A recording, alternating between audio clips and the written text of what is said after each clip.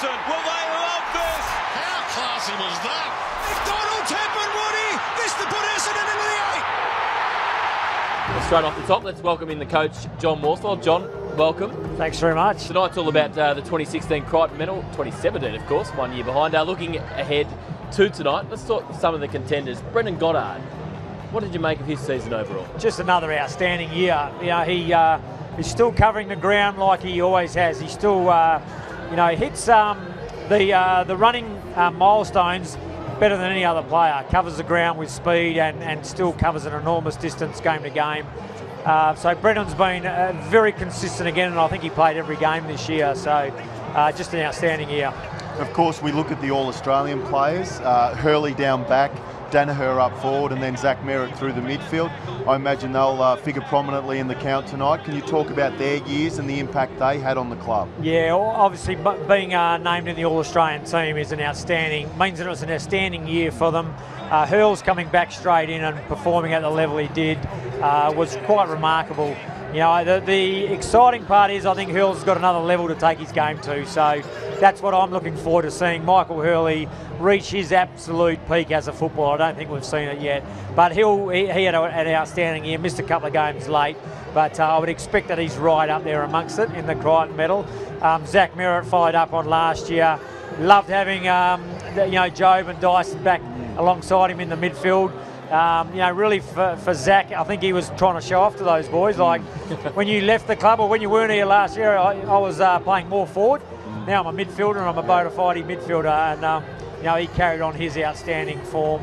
And Joe, obviously, making the All-Australian as a key forward is a pretty tough thing to do. There's some outstanding forwards out there. Joe was just consistent. We also know he spent some time each game in the ruck, so probably spent less time in that forward 50 than the other guys that were that headed him in the Coleman medal. Has his improvement this year been underestimated a little bit? Because everyone just expects natural improvement from players like Joe and Zach Merritt, but it's another thing to actually go out and do it. Yeah, I'm a strong believer that there's no such thing as natural improvement. The guys will mature, they will get stronger, but they have to work hard because everyone else is trying to do the same thing. So we're always challenging our players that you've got to accelerate your maturity. You've got to work hard in the gym. You've got to push yourself on the training track to make sure we hit your peak years as quickly as we can. And Joe's got a great attitude to wanting to be the best player he can be. With Grigg playing chop out in the ruck, Nankervis not a natural 205 centimetre ruckman, how do you see the use of the ruck next year, and will Joe spend a similar amount of time in the ruck next year as he did this year in your eyes? Yeah, look, I have a vision that Joe doesn't ruck at all. That he doesn't leave the forward line too much. You don't have a Ferrari ploughing the field? That's right.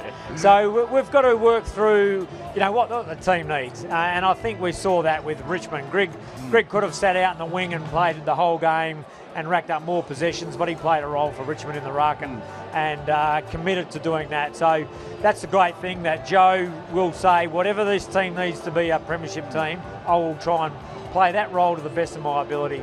But ultimately, I think he's just too valuable as a dangerous target inside 50. And I know teams are pretty happy when he's in the ruck and he's not inside that forward 50. So we'll work towards that. What about David Zaharakis? By his own standards, the first couple of months probably weren't ideal. What changed to see him have a great last two-thirds of the season?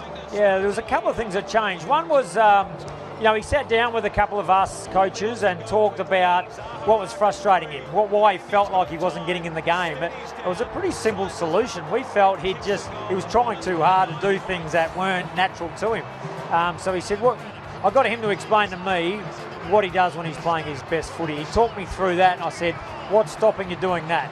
And he said, no, nothing other than I've been thinking I should be doing other things. And he got back to just playing the way, bringing his strengths of his game to the team. And he finished off the year in outstanding form. So he might not be high up in the leaderboard in that first round of counting votes, but watch him storm home.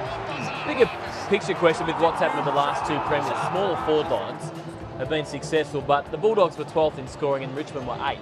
Does that mean, do you think yourselves and other clubs will go down that path, or that's not necessary? No, it's not necessary. I think that, again, you're looking to build an all-round team.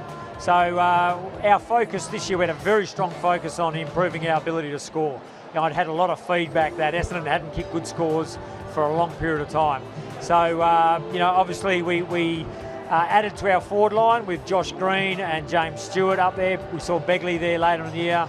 Anthony McDonald, Tipungwuti played forward this year. And they really work well together, obviously Cale Hooker as well. So the area we've got to improve is defensively now. And that's not our back line, that's our team defence. How we lock the ball in our forward line, how we stop teams scoring when they win it out of clearances. So that's what we'll have a fair focus on this year. How special is tonight as a farewell for the guys that are retiring? I guess Joe Watson in particular. Yeah, it's well, tonight's a special night. Yeah, it is sort of the last official function for those guys. So we know the Watson family and Job in his own right, what he's brought to the Essendon Footy Club has been enormous on and off the field. So yeah, it's a special night for Job. I've really enjoyed the year working with him. I certainly, when I was talking to him late last year about he wasn't sure whether he would be back playing or not, what he wanted to do. I was rapt when he said he wanted to play footy again because I knew how much the game meant to him, and I believed that he would enjoy the year back at Essendon and would leave the game on a great note, and I think we achieved that. And talking of captains, Dyson Heppell took over this year, led that group for the first time. Can you talk about his year both as a leader and as a player form-wise? Yeah, I think Dyson had an outstanding year. He played every game, which was a huge effort. Straight up, I think he was the only player back from the suspension that played in every game. So remarkable effort, really. He was a bit sore for parts of the year where he couldn't do the full training load. So yeah, Dyson didn't get back to his best footy this year, but he was still an outstanding contributor. His leadership was, he's a natural leader. So that was outstanding. You know, he drives the boys, he looks out for them. He wants clarity around what we're all trying to achieve together. So the club's in really great hands with Dyson as captain. Well, John, thank you very much for your time and congratulations on the year, and let's hope for even bigger things for the Bombers in 2018. Yeah, definitely. Thank you.